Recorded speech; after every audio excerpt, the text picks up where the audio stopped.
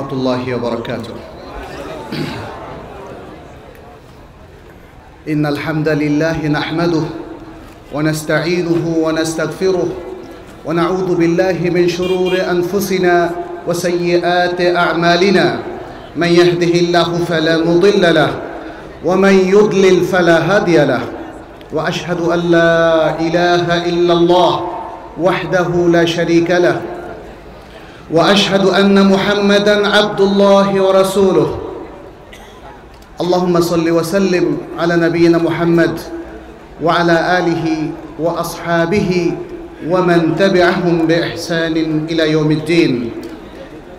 يا أيها الذين آمنوا اتقوا الله حق تقاته ولا تموتن إلا وأنتم مسلمون.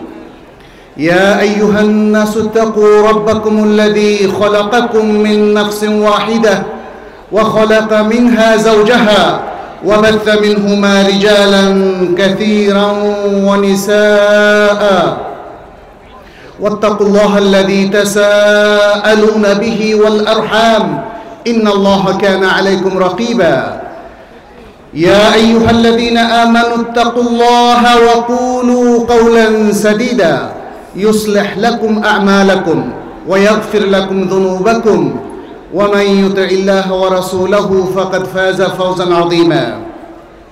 أما بعد فإن خير الحديث كتاب الله وخير الهدي هدي محمد صلى الله عليه وسلم وشر الأمور محدثاتها وكل محدثة بدعة وكل بدعة ضلالة وكل ضلالة في النار. আম্মা বাদ, পূর্বাচল জিকে একাডেমির উদ্যোগে আয়োজিত পঞ্চম বার্ষিক 2 দিনব্যাপী ইসলামী সম্মেলনের সম্মানিত সদরে জলসা, সম্মানিত বিজ্ঞ ওলামাই কেরাম, অতিথিবৃন্দ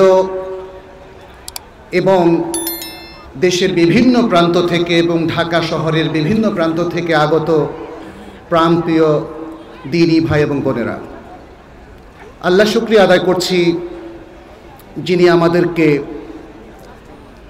ইমানের মহাসম্পদ সহ একটা দ্বীনি প্রেরণা নিয়ে এই ইসলামী সম্মেলনে অংশগ্রহণ করার তৌফিক দান করেছেন।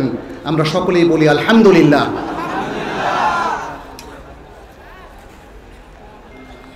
আজকে শিক্ষা ব্যবস্থা নিয়ে আমরা কিছু কথা বলবো ইনশাআল্লাহ। শিক্ষার সামান্য কিছু বিশ্লেষণ নিয়ে আমরা গতানুগতিক আলোচনার একটু বাইরে গিয়ে কিছু গুরুত্বপূর্ণ বিষয় শেয়ার করব ইনশাআল্লাহ। এলেমের গুরুত্ব আমরা জানি, আসলে প্রয়োজনীয়তা আমরা সবাই জানি, সবাই একমত। কিন্তু আজকের যে শিক্ষা ব্যবস্থা মুসলিম বিশ্বে এবং আমাদের এই বাংলাদেশে মূলধারার যে শিক্ষা ব্যবস্থা, আমরা দেখতে পাচ্ছি যে এই শিক্ষা ব্যবস্থা জাগতিক দিক থেকে অনেকাংশে উন্নত হলেও মূলত দ্বীনের দিক থেকে, দ্বীনের বিশ্লেষণে এটা অনেকটাই কক্ষচ্যুত।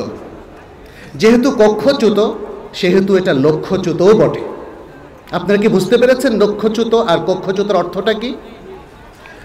একটা মুসলিম সমাজের শিক্ষা ব্যবস্থার মূল ধারাটা হবে ইসলামী প্রেরণায় উজ্জীবিত, এবং ইসলামী শিক্ষার যে মহান লক্ষ্য, যে বৈশিষ্ট্য এবং যে বিশেষত্ব রয়েছে একটা মুসলিম সমাজের সামগ্রিক শিক্ষা ব্যবস্থার মধ্যে, সেটারই একটা পরিস্ফুটন থাকবে, সেটাই প্রতিষ্ঠিত হবে।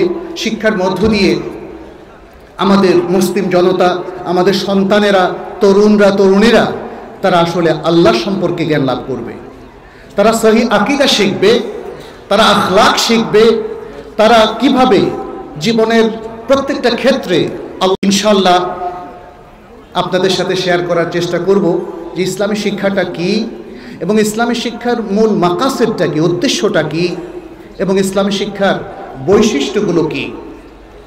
আমরা এগুলো জানার পাশাপাশি একটু খেয়াল করব যে লক্ষ্যগুলো কি আমাদের প্রচলিত শিক্ষাধারার মধ্যে অথবা শিক্ষা পলিসির মধ্যে অন্তর্ভুক্ত করা হয়েছে, এই বৈশিষ্ট্যগুলো কি আমাদের শিক্ষার মধ্যে আছে। আরেকটা জিনিসও আমরা খেয়াল করার চেষ্টা করব, সেটি হচ্ছে শিক্ষার কোয়ালিটি, শিক্ষার মান। আমাদের দেশে অনেক ধরনের শিক্ষাধারা প্রচলিত।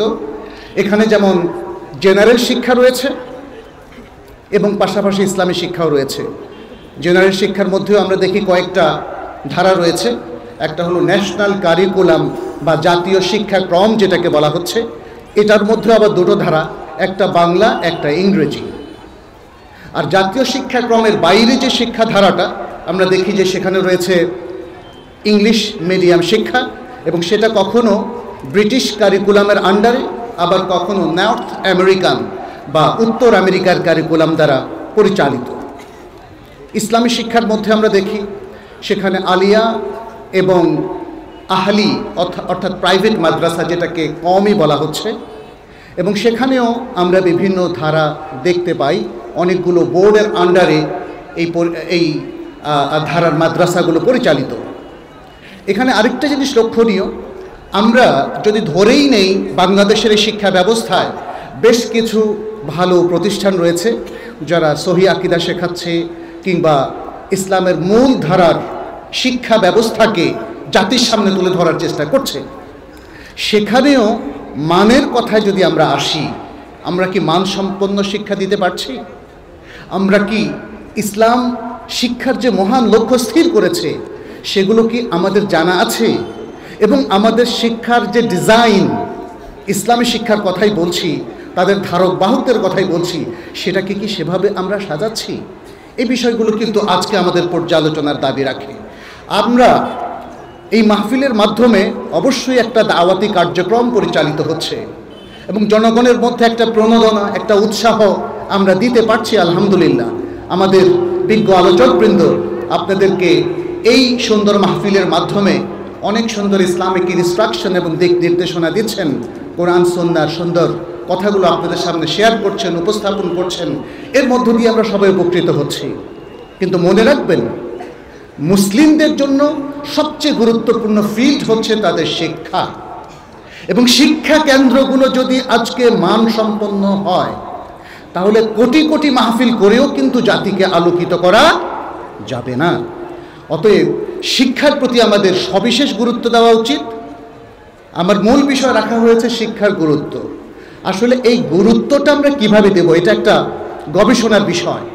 কারণ শিক্ষার যে সবচেয়ে বেশি প্রয়োজন, এই ব্যাপারে কারো কোনো সন্দেহ নেই। এবং মহান আল্লাহ সুবহানাহু ওয়া তাআলা আল কোরআনের মধ্যে শিক্ষাকেই সবচেয়ে বেশি গুরুত্ব দিয়েছেন। এমনকি যে কালিমা তাইয়্যিবা লা ইলাহা ইল্লাল্লাহ, দেখা যাচ্ছে যে সেই কালিমা তাইয়্যিবার শিক্ষা গ্রহণের জন্য নবী সাল্লাল্লাহু আলাইহি সাল্লামকে নির্দেশ দেওয়া হয়েছে, ফা'লাম আন্নাহু লা ইলাহা ইল্লাল্লাহ। এবং প্রথম যে সূরা নাযিল হয়েছিল সূরাতুল আলাক, তার প্রথম নির্দেশনাই ছিল পড়ো, ইকরা বিসমি রাব্বিকাল্লাযী খালাক। সুবহানাল্লাহ। এই জন্য এই ইকরা এর থেকেই এই জাতির নামকরণ করা হচ্ছে উম্মাতু ইকরা, ইকরা এর জাতি। তাহলে পড়ার এই জাতি পড়া সম্পর্কে গুরুত্ব দেবে না, এটা হয় না। কিন্তু হয়তো বা আমরা ভুলে গিয়েছি যে শিক্ষা পলিসিটা কি, শিক্ষার স্ট্র্যাটেজিটা কি, শিক্ষার মূল লক্ষ্যটা কি এবং শিক্ষার মূল বৈশিষ্ট্যটা কি। আজকে এই যে জিনিসগুলো আমি বললাম সেটা কি আমাদের শিক্ষার মধ্যে আছে কি না, সেই পর্যালোচনাটা আমাদের খুবই প্রয়োজন। আমি শিক্ষার মূল শব্দ হিসাবে দুটো শব্দ এখানে উল্লেখ করছি।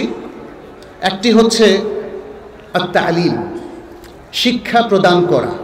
শিক্ষা মানেই হচ্ছে শিক্ষাদান, যেটাকে আমরা বলি এডুকেশন, এডুকেশন। এবং এটার আরেকটা শব্দ হচ্ছে আত-তারবিয়া, আত-তারবিয়া। যদি ইসলামী শিক্ষার কথা বলি তাহলে সেটা আরবিতে বলা হয় আত-তালিম আল ইসলামী অথবা আত-তারবিয়া আল ইসলামিয়া। দুটোই সমার্থক। যখন আমরা আলাদাভাবে বলি আত-তারবিয়া অথবা আলাদাভাবে বলি আত-তালিম, একটা আরেকটা অর্থে ব্যবহৃত হয়। সামগ্রিক শিক্ষাকেই তারবিয়া বলা হয়, সামগ্রিক শিক্ষাকেও তালিম বলা হয়। যেভাবে ঈমান এবং ইসলাম, যখন আমরা বলি আমরা মুমিন তখন এটাও মিন করি যে আমরা মুসলিমও বটে। যখন আমরা বলি আমরা মুসলিম তখন এটাও মিন করি যে আমরা মুমিনও বটে। কিন্তু যখন ঈমান আর ইসলাম একসাথে ব্যবহৃত হয়, আল কোরআনের মধ্যে আমরা দেখি এর ব্যবহার ওয়াকালাতিল আরাবু আমান্না কুল লাম তুমিনু ওয়ালাকিন কুলু আসলামনা ওয়ালাম্মা ইয়াদখুলুল ঈমানু ফি কুলুবিহিম। গ্রামীণ লোকেরা তারা বলে যে আমরা ঈমান পোষণ করলাম, ঈমান আনয়ন করলাম। হে রাসূল, আপনি বলে দিন যে তোমরা ঈমান আনো নাই, বরং তোমরা বলো আমরা আনুগত্য করলাম, ইসলাম পোষণ করলাম, আনুগত্য করলাম, কারণ এখনো পর্যন্ত ঈমান তাদের অন্তরে প্রবেশ করে নাই। তাহলে এখানে একসাথে দুটো শব্দ যখন ব্যবহার হয় তখন ঈমান মানে হচ্ছে অন্তরের যে আকীদা, বিশ্বাস, এবং সেটাই হচ্ছে ঈমানের মেইন এরিয়া। আর আরেকটা হলো ইসলাম, যেটা হচ্ছে বাহ্যিক আমাদের ব্যবহারিক যে সমস্ত আমলগুলো। এই জন্য আরকানুল ঈমান দেখুন যে ছয়টা, এই ছয়টা হচ্ছে বিশ্বাসের সাথে, আকীদার সাথে রিলেটেড। আল উমুর আল গায়বিয়া, আর ইসলামের যে পাঁচটা রোকন এগুলো আমাদের ব্যবহারিক আমলের সাথে। শুরুতেই শাহাদা, ডিক্লারেশন অফ লা ইলাহা ইল্লাল্লাহ ওয়া আন্না মুহাম্মাদুর রাসূলুল্লাহ। তারপরে হলো ইকামুস সালাহ ওয়া ইতাউজ যাকাহ ওয়া সাওমু রমাদান ওয়া হজ্জুল বাইতি মান ইসতাতা ইলাইহি সাবিলা। পাঁচটাই হচ্ছে বাহ্যিক আমল। ঠিক তেমনি তালিম এবং তারবিয়া যখন একসাথে উল্লেখ করা হবে তখন তালিমটা হচ্ছে একাডেমিক জ্ঞান, থিওরি।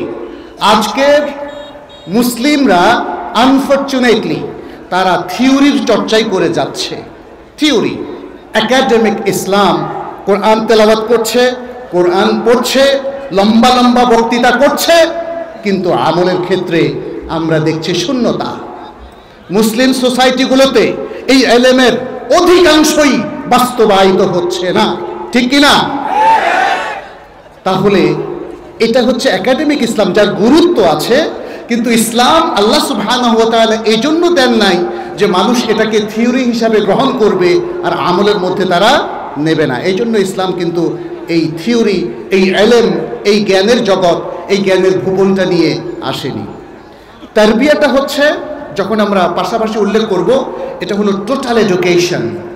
আল ইলম ওয়াল আমালু বিল ইলম, আল ইলম ওয়াল আমালু বিল ইলম। একদিকে জ্ঞান অর্জন করা, অন্যদিকে জ্ঞানটাকে বাস্তবায়ন করা। এটা হচ্ছে প্র্যাকটিক্যাল যে এডুকেশন, ব্যবহারিক যে জ্ঞান, যেটাকে আজকের আধুনিক ভাষায় বলা হয় অ্যাপ্লাইড সায়েন্স, অ্যাপ্লাইড নলেজ, যেটা হচ্ছে প্রায়োগিক জ্ঞান। ইসলাম আসলে জ্ঞানকে প্রয়োগ করার নির্দেশ নিয়েই আমাদের কাছে এসেছে।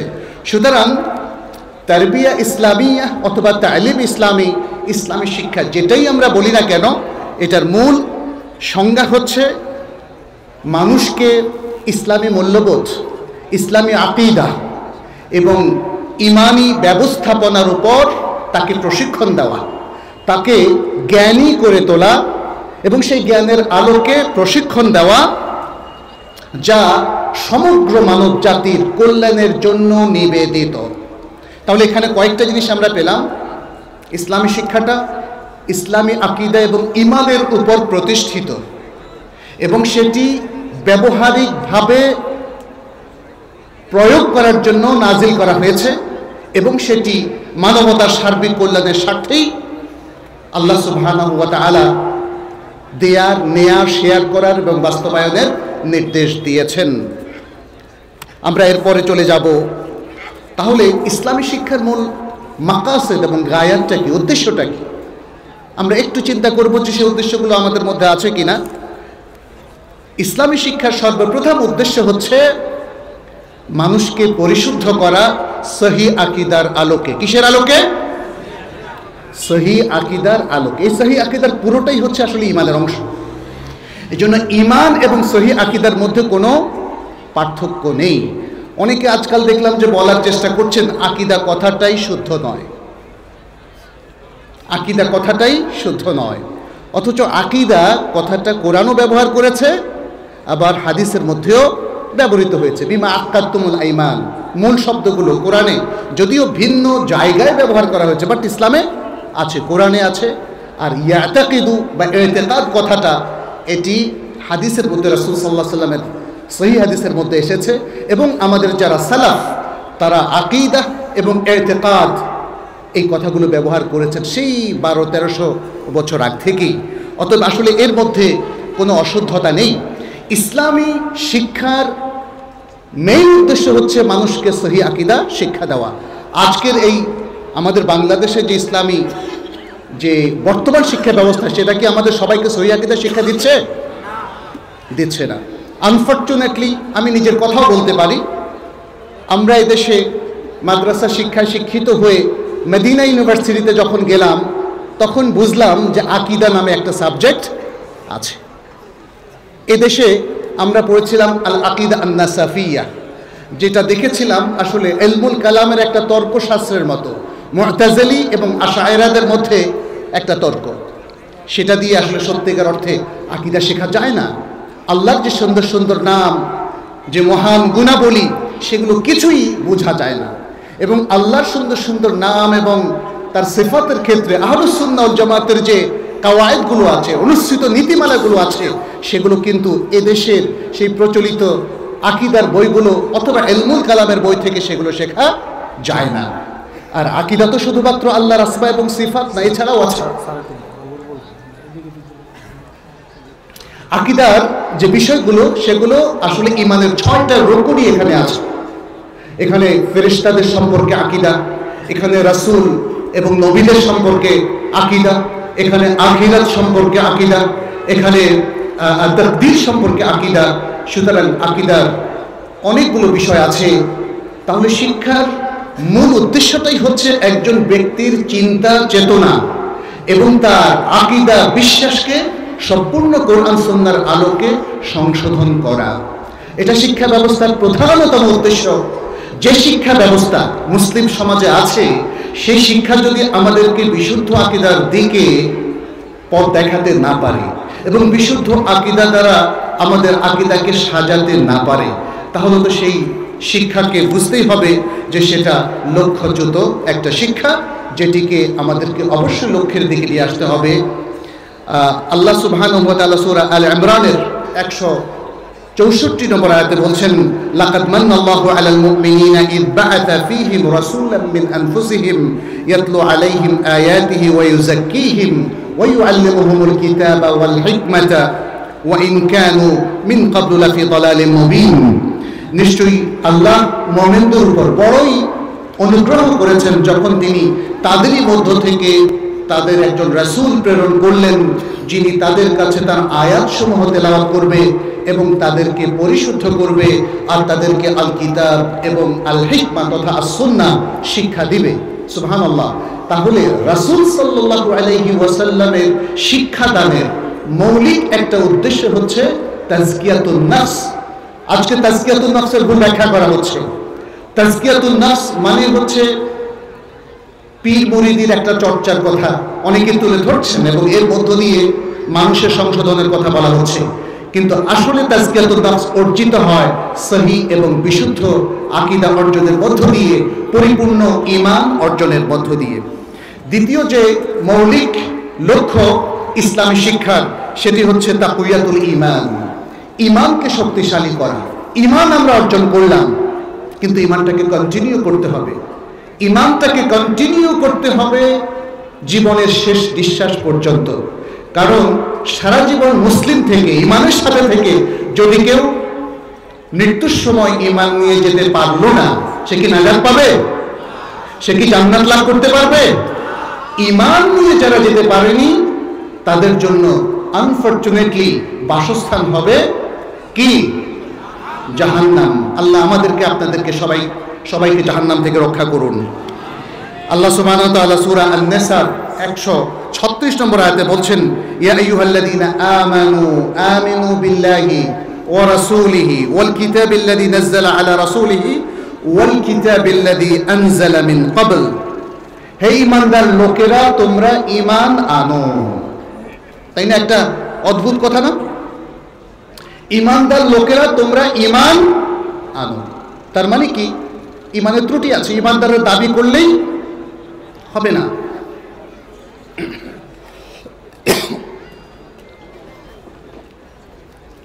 আলহামদুলিল্লাহ, ঈমানদারদেরকেও ঈমান আনতে হবে। যখন তাদের ঈমানের মধ্যে ঘাটতি দেখা দেয়, একজন লোক আনুষ্ঠানিকভাবে প্রাথমিকভাবে ঈমান আনলো, তাহলে তাকে ঈমান ধরে রাখার জন্য সারা জীবন তাকে ইসলামী শিক্ষা, ইমানি শিক্ষায় আলোকিত হতে হবে। আজকের মুসলিম এই সমাজের দিকে তাকালে দেখা যায় আমাদের অধিকাংশ মানুষের মধ্যে ইমানের ঘাটতি রয়েছে। ইমানকে যেভাবে আল্লাহ সুবহানাহু ওয়া তাআলা আনতে বলেছেন, যেভাবে রাসূলুল্লাহ সাল্লাল্লাহু আলাইহি ওয়াসাল্লাম তার প্রিয় সাহাবীদেরকে ইমান শিখিয়েছেন, সেটা আমাদের অনেকের মধ্যে এখন অর্জিত হয়নি। তার মানে আমাদের শিক্ষায় ত্রুটি আছে, আমাদের শেখায় ত্রুটি আছে, আমাদের বোঝার ত্রুটি আছে। অতএব সেই ত্রুটি থেকে মুক্ত হয়ে আমাদেরকে সঠিক শিক্ষার মূল লক্ষ্যে ধাবিত হতে হবে। তৃতীয় যে লক্ষ্যমাত্রা ইসলামী শিক্ষার, সেটা হলো তাসহিহুল ইবাদাহ, ইবাদাকে শুদ্ধ করে আদায় করা, ইবাদাকে শুদ্ধ করে আদায় করা। রাসূলুল্লাহ সাল্লাল্লাহু আলাইহি ওয়াসাল্লাম নিজে তার সাহাবাদেরকে অনেক সময় ওযু প্র্যাকটিক্যালি দেখিয়ে শিখিয়েছেন। তিনি সালাত শিখিয়েছেন এবং বলেছেন, সাল্লু কামা রাআইতুমুনি উসাল্লি, আমি যেভাবে সালাত আদায় করছি তোমরা দেখছো, সেভাবে তোমরাও সালাত আদায় করো। এটা প্র্যাকটিক্যাল শেখানোর জন্য একটা চমৎকার উক্তি। সংক্ষেপে তিনি বলে দিয়েছেন, তোমরা আমাকে যেভাবে সালাত আদায় করতে দেখছো সেভাবে আদায় করো। একইভাবে হজের ক্ষেত্রে আমরা দেখি, অন্যান্য সকল ক্ষেত্রে মহান আল্লাহ সুবহানাহু ওয়া তাআলার নির্দেশ এটাই যে ঠিক যেভাবে রাসূল সাল্লাল্লাহু আলাইহি সাল্লাম প্রত্যেকটা ইবাদত first to last A to Z শিখিয়েছেন, সেভাবেই আমাদেরকে ইবাদত করতে হবে। এটা হলো আমাদের ইসলামী শিক্ষার অন্যতম লক্ষ্য। অথচ আমি নিজের অভিজ্ঞতা থেকে বলছি, মাদ্রাসায় একদম শিশু শ্রেণী থেকে উপরের শ্রেণী পর্যন্ত কোনোদিন আমাদেরকে ওযু প্র্যাকটিক্যালি শেখানো হয়নি। বুখারীর মধ্যে আমরা দেখি দুজন সাহাবী, উসমান রাদিয়াল্লাহু তাআলা আনহু এবং আব্দুল্লাহ বিন যায়েদ রাদিয়াল্লাহু তাআলা আনহুমা, এই দুজন সাহাবী ওযুকে প্র্যাকটিক্যালি দেখিয়েছেন, ওযু করে দেখিয়েছেন এবং বলেছেন, হাকাযা রাআইতু রাসূলুল্লাহ সাল্লাল্লাহু আলাইহি ওয়াসাল্লাম ইয়াতাওয়াদ্দা, এভাবে আমি রাসূলুল্লাহ সাল্লাল্লাহু আলাইহি ওয়াসাল্লামকে ওযু করতে দেখেছি। নিজে পানি আনতে বললেন এবং পুরো ওযুটা করে দেখালেন আর বললেন, এটাই হচ্ছে রাসূলুল্লাহ সাল্লাল্লাহু আলাইহি ওয়াসাল্লামের ওযু। এ থেকে প্রমাণিত হয় যে প্র্যাকটিক্যাল ইবাদত শেখানো এটা ইসলামী শিক্ষার মূল লক্ষ্য। সালাত কি আমরা শেখাচ্ছি আমাদের মাদ্রাসায় ছোট বাচ্চাদেরকে? রাসূলুল্লাহ সাল্লাল্লাহু আলাইহি ওয়াসাল্লাম বললেন, মুরু আওলাদাকুম বিস-সালাতি ইযা কানু আবনাআ সাবঈন, তোমরা তোমাদের সন্তানদেরকে 7 বছর বয়স হলে সালাতের নির্দেশ দাও। সালাত তারা কিভাবে পড়বে? সালাতের প্র্যাকটিস লাগবে না? সালাতকে দেখিয়ে দিতে হবে না এইভাবে সালাত আদায় করে? তাহলে এই যে ইবাদতগুলো, এই ইবাদতগুলো শুদ্ধভাবে কিভাবে আদায় করবে, এটা আমাদের সিলেবাসের মধ্যে আসতে হবে। আনফরচুনেটলি সিলেবাসে আছে। আপনি হয়তো বলবেন ফিকহুত তাহারা তো পড়ানো হচ্ছে, ফিকহুত তাহারা, ফিকহুস সালাহ, ফিকহুল হজ, ফিকহুস সিয়াম, এগুলো পড়ানো হচ্ছে, কিন্তু এগুলো তো থিওরি পড়ানো হচ্ছে, প্র্যাকটিক্যালি পড়ানো হচ্ছে না। এই জন্যে সত্যিকার অর্থে আজকে সঠিকভাবে ইবাদত পরিপালন নিয়ে আমাদের সমাজের মধ্যে অনেক ইখতিলাফ। অথচ রাসূল সাল্লাল্লাহু আলাইহি ওয়াসাল্লামের হাদিসগুলো আছে না আমাদের হাতের কাছে? রাসূল সাল্লাল্লাহু আলাইহি ওয়াসাল্লামের হাদিসগুলো আমরা পড়ি প্রতিনিয়ত, কিন্তু আমাদের কাছে থিওরির কারণে অনেক সময় আমরা বলতে শুনি, যারা সহিহ বুখারী খতম পর্যন্ত দেন তারা বলেন সহিহ বুখারীর সব হাদিস মানা যাবে না। এটা কি শুদ্ধ? সহিহ বুখারীর সব হাদিস মানা যাবে না, এটা কার অপরাধে? এটা কি বুখারীর অপরাধ ছিল? এটা কার ত্রুটিটা কোথায়?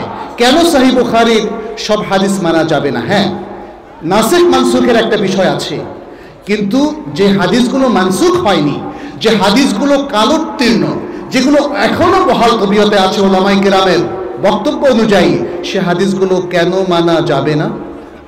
তাই না? তাহলে বোঝা যাচ্ছে যে আমাদের অনেকের কাছে এই ইবাদতের হাদিসগুলো এগুলো থিওরি। আমরা জানি মিশকাতের মধ্যে রাফুল ইয়াদাইনের 5টা হাদিস আছে এবং এই 5টা হাদিসই শুদ্ধ। রাফুল ইয়াদাইন ক্বাবলার রুকু ওয়া বা'দার রুকু, সেগুলো আমাদের কওমি মাদ্রাসাগুলোতে এবং আলিয়া মাদ্রাসাগুলোতে পড়ানো হয়। অথচ যদি প্রশ্ন করা হয় আমল কেন করা হচ্ছে না, তাহলে লক্ষ্যের সাথে কিন্তু এখানে একটা বিভেদ আমরা দেখতে পাচ্ছি। আমরা কেন পড়ছি এমন সব হাদিস যেগুলো শুধু বরকাতান পড়া হচ্ছে অথচ আমল করা হচ্ছে না? এই জায়গায় আমাদের একটু থামতে হবে, একটু চিন্তা গবেষণা করতে হবে। চতুর্থ যে বিষয়টা সেটি হচ্ছে আত-তারবিয়াল আখলাকিয়া। আমাদের ইসলামী শিক্ষার একটা মহান লক্ষ্য হচ্ছে আখলাকি তারবিয়াত, মানুষকে শুদ্ধ, সুশীল, সচ্চরিত্রবান, সৎ, ভালো মুসলিম হিসাবে তাকে গড়ে তোলা। এটা আমরা আজকে পাচ্ছি না।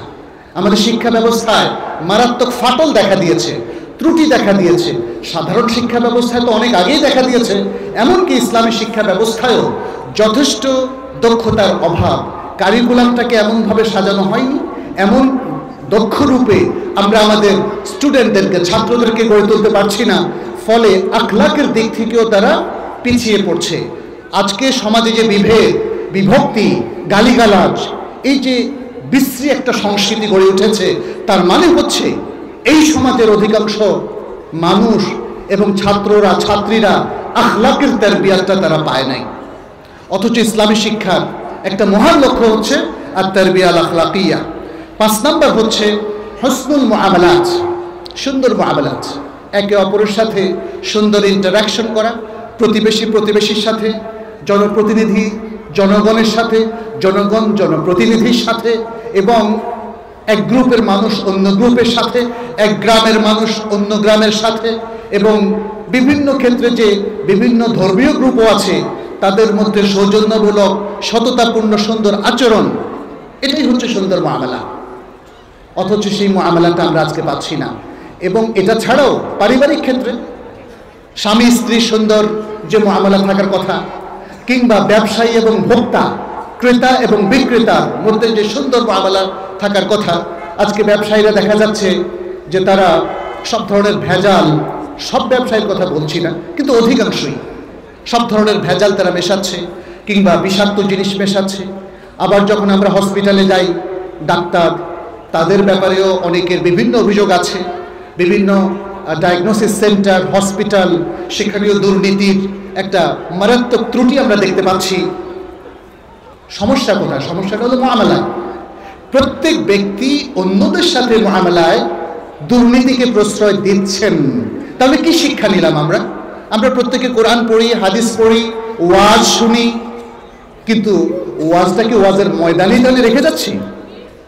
কিংবা যে শিক্ষা প্রতিষ্ঠানে আমরা শিক্ষা গ্রহণ করছি সেটা কি 4 দেওয়ালের মধ্যে রেখেই আমরা নিজেদের ইচ্ছা মতো চলাফেরা করছি?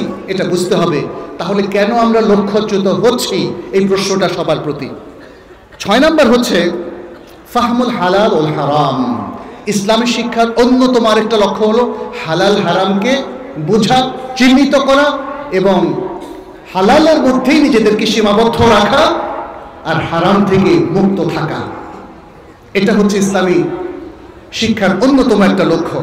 7ম হচ্ছে ইত্তিবাউ শারঈল্লাহি ফি কুল্লি শাই।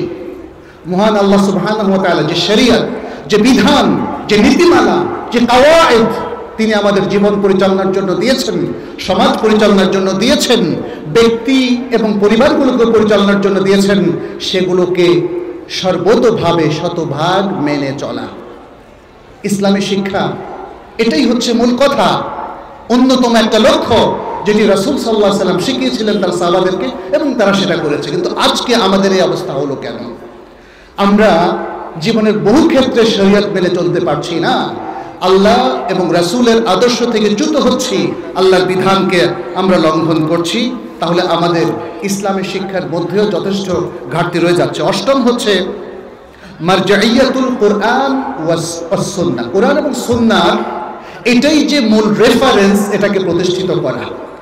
কোরআন সুন্নাহই যে একজন মুসলিমের সোর্স অফ নলেজ, জ্ঞানের মূল উৎস, সেটাকে প্রতিষ্ঠিত করা। আমাদের মধ্যে এখন একদল বের হয়েছে যারা বলে কোরআন মানবো, হাদিস মানবো না, ইন্না লিল্লাহি ওয়া ইন্না ইলাইহি রাজিউন। আবার অনেক দল বলে হাদিসে মুতাওয়াতির মানবো, খবরুল আহাদ মানবো না। এভাবে নানা রকম বিভক্তি। আবার অনেকে বলে সহিহ হাদিস অথবা বুখারীর হাদিস, মুসলিমের অনেকগুলো হাদিস আমরা গ্রহণ করতে পারছি না। কেন? প্রবলেমটা কি? এগুলো আমাদের যুক্তিতে আসছে না, আমরা মনে হয় যেন অযৌক্তিক সব কথাবার্তা এখানে উপস্থাপন করা হয়েছে। তাহলে মারজাইয়াতুল কোরআন ওয়াস সুন্নাহ, যেটা কোরআন সুন্নাহ যে আননিমাসলি সর্বসম্মতভাবে মুসলিমদের কাছে দলিল, সেটাকে কিন্তু আজকের শিক্ষা ব্যবস্থা প্রশ্নবোধক করে দিচ্ছে। সেখানে আমাদের অনেকেরই নানা রকম বিভক্তি এসে যাচ্ছে।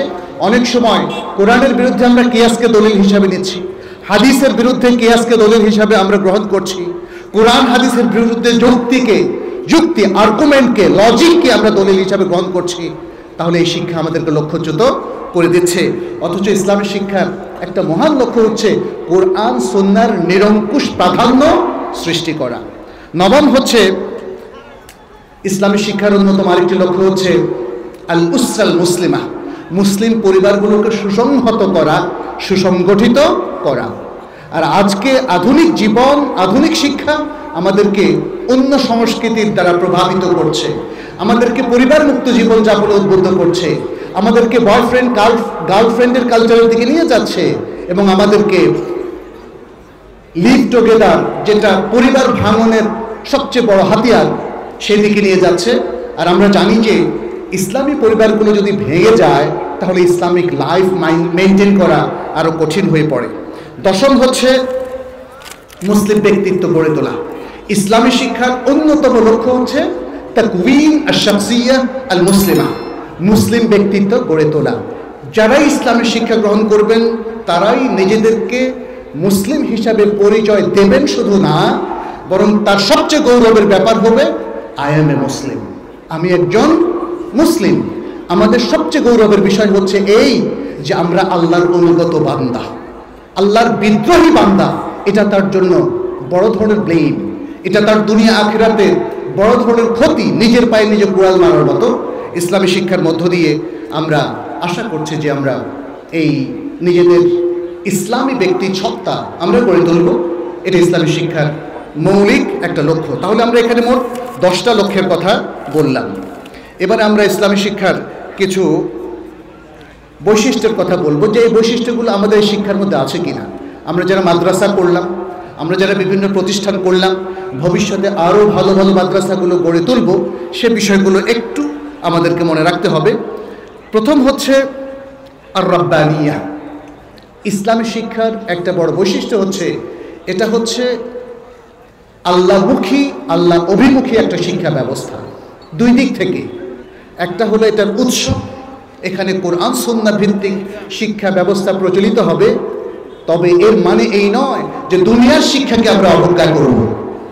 এখানে ম্যাথ, সায়েন্স, এখানে বাংলা, আরবি, নানা রকম সমাজবিজ্ঞান থাকতে কোনো অসুবিধা নেই, কিন্তু এর মূল প্রেরণা হবে রাব্বানিয়াতুল মাসদার, এটা হবে কোরআনমুখী, সুন্নাহমুখী। আর দ্বিতীয় হচ্ছে রাব্বানিয়াতুল গায়া। আল্লাহ সুবহানাহু ওয়া তাআলা যে লক্ষ্য উদ্দেশ্য মানব জাতির জন্য নির্ধারণ করে দিয়েছেন, সূরা আদ-দারিয়াতের সেই বিখ্যাত আয়াতটিতে আল্লাহ সুবহানাহু ওয়া তাআলা যেখানে বলেছেন ওয়ামা খালাকতুল জিন্না ওয়াল ইনসা ইল্লা লিয়াবুদুন, জিন এবং ইনসানকে আমার ইবাদতের জন্যই শুধু আমি সৃষ্টি করেছি। সেই লক্ষ্যভেদী হবে, লক্ষ্য ভিত্তিক হওয়া, এটি হচ্ছে রাব্বানিয়াতুল গায়া। তাহলে এই দুটো বৈশিষ্ট্য ইসলামী শিক্ষার থাকতে হবে। তৃতীয় হচ্ছে আশ-শুমুলিয়া। ইসলামী শিক্ষাটা এমনভাবে ডিজাইন করা উচিত কোরআন সুন্নাহর মতোই এটা যেন মানুষের সার্বিক জীবনকে অন্তর্ভুক্ত করে, তার ব্যক্তিগত জীবন, তার সামাজিক জীবন, তার পারিবারিক জীবন, তার দুনিয়ার জীবন, তার আখিরাতের জীবন, এই সব কিছু নিয়েই মুসলিমের শিক্ষা ব্যবস্থা গড়ে উঠতে হবে। এটা ইসলামী শিক্ষা ব্যবস্থার অন্যতম বৈশিষ্ট্য। তৃতীয় হচ্ছে আত-তাকামুল। জীবনের প্রত্যেকটা ক্ষেত্রকে এটা অন্তর্ভুক্ত করবে, অর্থনৈতিক, সামাজিক এবং ব্যক্তিগত, ব্যবসায় বাণিজ্য, মানুষের পারস্পরিক সম্পর্ক, পারস্পরিক মামলা, বিবাহ, তালাক ইত্যাদি যতগুলো দিক আছে সবগুলো দিক এর অন্তর্ভুক্ত থাকবে। এমন কোনো দিক থাকবে না যেটা এ থেকে বাইরে চলে যায়। আমরা আজকের ইসলামী শিক্ষার মধ্যে দেখি আসলে অনেক অপূর্ণতা রয়েছে। এর মধ্যে যেমন সামাজিক মানে সোশ্যাল সায়েন্স, বিশেষ করে যখন আমরা দাখিল আলেমের পরে অথবা নানা সাবজেক্টের ক্ষেত্রে আমরা যখন দেখব যে যেমন উচ্চতর ক্লাসে শুধুমাত্র কোরআন হাদিস ভিত্তিক পড়াশোনা হচ্ছে, সেখানে ইলমুল ইজতিমা, ইলমুন নাফস তারবিয়ী, যে ইসলামিক যে সাইকোলজি, ইসলামিক সোশ্যাল সায়েন্স, সেই সাবজেক্টগুলোর কিছু ঘাটতি রয়েছে। এরপরে বৈশিষ্ট্য হলো আল ওয়াসাতিয়া, যে এটা মধ্যম পন্থাবলম্বী, কোনো প্রান্তিক সীমা নাই, না এদিক থেকে না ওই দিক থেকে, তার উপর এটা প্রতিষ্ঠিত নয়। ইসলামী শিক্ষার অন্যতম আরেকটি বৈশিষ্ট্য হচ্ছে এটা বাস্তব ভিত্তিক, এটা রিয়েল একটা শিক্ষা ব্যবস্থা, কাল্পনিক কোনো শিক্ষা ব্যবস্থা নয়। এবং এটা আরেকটা বৈশিষ্ট্য হচ্ছে এটা ওয়াদেহ, স্পষ্ট, এমন কোনো অস্পষ্ট চিন্তা চেতনা থিওরি এখানে নেই যেটা মানুষ বুঝতে পারে না। অষ্টম হলো আত-তাদাররুজ ফিত তারবিয়া, মানুষ তার জীবনটাকে কিভাবে গঠন করবে, কিভাবে সুন্দর করবে, সেটা গ্র্যাজুয়ালি, ধীরে ধীরে তাকে পূর্ণতার দিকে নিয়ে যাওয়ার সুন্দর প্রশিক্ষণ দেওয়ার একটা ব্যবস্থাপনা এটাতে আছে। রেডিক্যালি একদিনেই তাকে ঠিক করে ফেলার আসলে ইসলামী শিক্ষা সেভাবে বলে না। আমরা দেখি যে রাসূলুল্লাহ সাল্লাল্লাহু আলাইহি ওয়াসাল্লাম কিভাবে সাহাবাদেরকে ধীরে ধীরে এক একটা বদঅভ্যাস থেকে তাদেরকে ভালো অভ্যাসে নিয়ে এসেছিলেন। কোরআন কিভাবে মদ ছাড়িয়েছে, কোরআন কিভাবে আরও অন্য জিনিসগুলোকে হারাম করেছে, রিবাকে বিদায় হজে পরিপূর্ণভাবে